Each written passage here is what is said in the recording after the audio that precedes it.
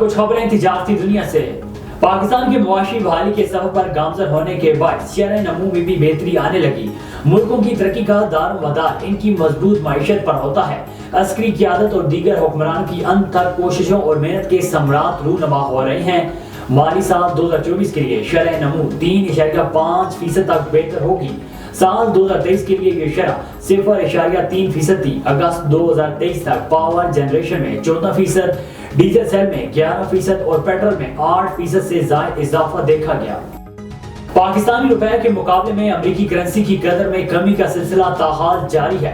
कारोबारी हफ्ते के आखिरी रोज इंटरबैंक में डॉलर की कीमत में 96 पैसे की कमी देखने में आई, जिसके बाद इंटरबैंक में अमेरिकी करेंसी 277 रुपए 62 पैसे पर बंद हुआ है।